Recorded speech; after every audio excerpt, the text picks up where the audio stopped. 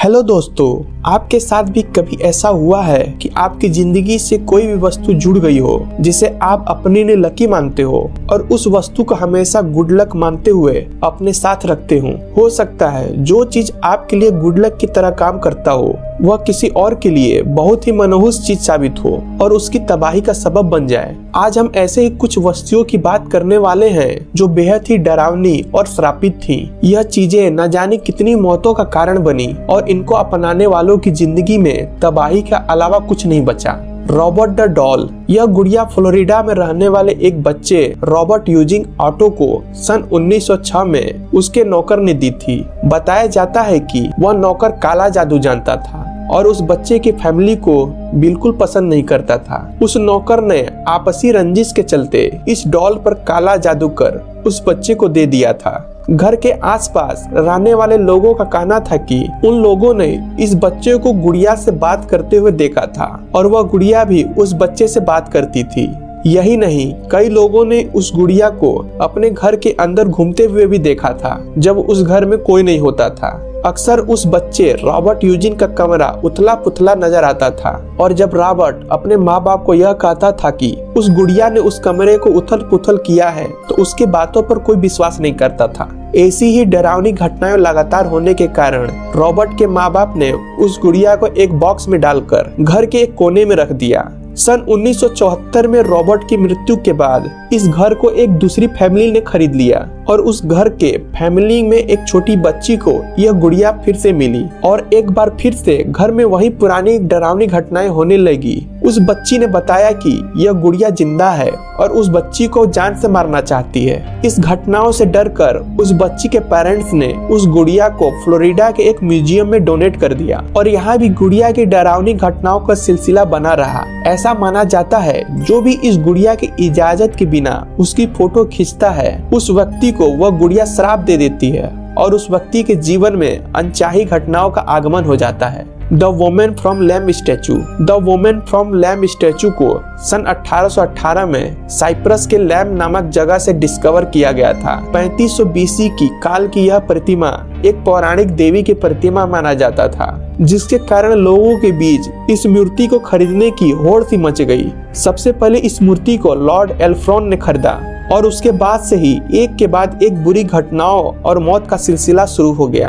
प्रतिमा के खरीदने के 6 साल के भीतर ही एल्फ्रॉन फैमिली के सभी 7 सदस्यों की रहस्यमयी तरीकों से मौत हो गई। इस मूर्ति के अगले 2 मालिकों का भी वही हश्र हुआ जो कि एल्फ्रॉन फैमिली का हुआ था। चौथे ऑनर का नाम सर एलन वीवर ब्रुक था। मूर्ति को अपने घर लाने के महज 1 साल के भीतर ही सर एलन और उनकी पत्नी और 2 बेटियों का भी देहांत हो गया, जिसके बाद से ही इस मूर्ति को बेहद ही श्रापित माना जाने लगा और सर एलन के बेटे ने मूर्ति से भयभीत होकर इसे रॉयल स्कॉटिश म्यूजियम में डोनेट कर दिया। मूर्ति को म्यूजियम में रखे जाने के बाद ही वहां के चीफ ऑफिसर को भी मौत ने अपने आगोश में ले लिया और इस घटना के बाद से ही इस मूर्ति को शीशे की ताबूत में डालकर लोगों की पहुंच से बहुत ही दूर जमीन में दफन कर दिया गया।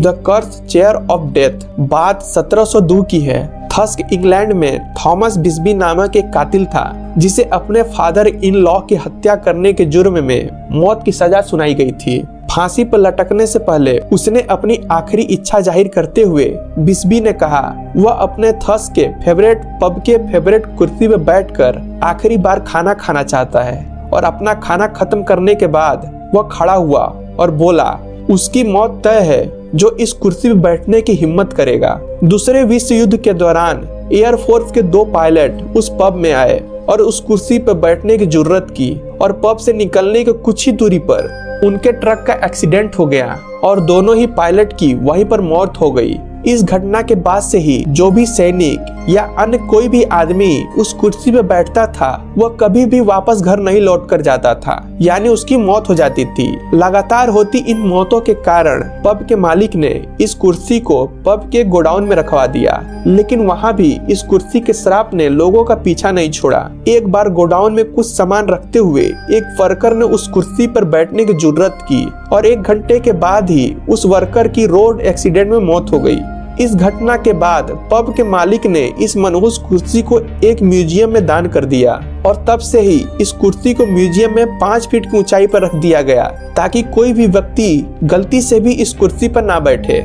ईबे हंटेड पेंटिंग सन 2000 में किसी अज्ञात व्यक्ति ने ईबे नाम की एक वेबसाइट पर इस रहस्यमयी पेंटिंग को बेचने के लिए पब्लिश किया। इस पेंटिंग में एक छोटे बच्चे को बदसूरत सी गुड़िया के साथ खिड़की के पास दर्शाया गया है और खिड़की के पीछे कुछ हाथ भी नजर आते हैं। इसके बाद इस पेंटिंग को द हैंड रेजिस्टेंस के नाम से भी जाना जाता है।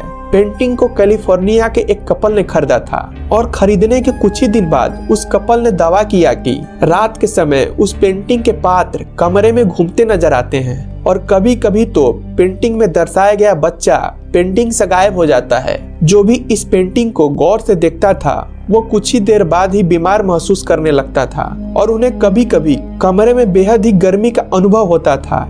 एक व्यक्ति ने तो दावा किया है कि इस पेंटिंग का प्रिंट आउट लेने की भी कोशिश की तो उसका प्रिंटर ने काम करना बंद कर दिया, लेकिन जब उसने किसी और फोटो का प्रिंट आउट लेने की कोशिश की तो वह प्रिंटर ठीक से काम कर रहा था। लोगों के इन बातों में कितनी सच्चाई है आज तक पुष्टि नहीं हो पाई है और इस पेंटिंग के सच को कोई भी एक्सपर्ट नहीं समझा पाया है। जेम्स डीन का जन्म सन 1931 में हुआ था और वह अपने समय के मशहूर एक्टर थे। उनके पास एक पोर्श स्पाइडर 130 कार थी जिसे वह प्यार से लिटिल बास्टर भी कहते थे।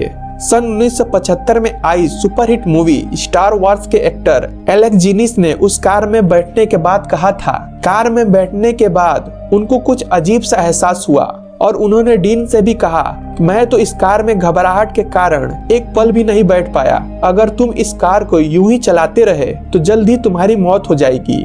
उसके ठीक 7 दिन बाद डीन की एक रोड एक्सीडेंट में मौत हो गई और उसकी कार बुरी तरह क्षतिग्रस्त हो गई।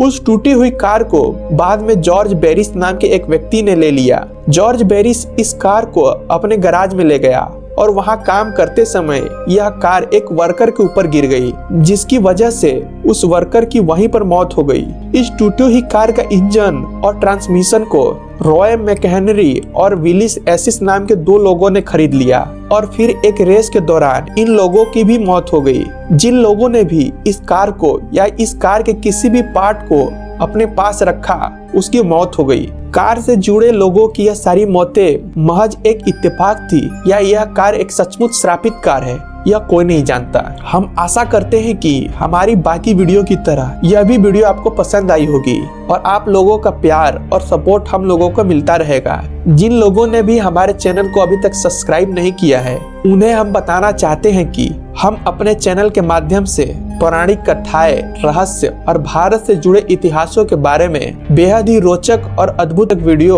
अपने ऑडियंस तक पहुंचाते हैं।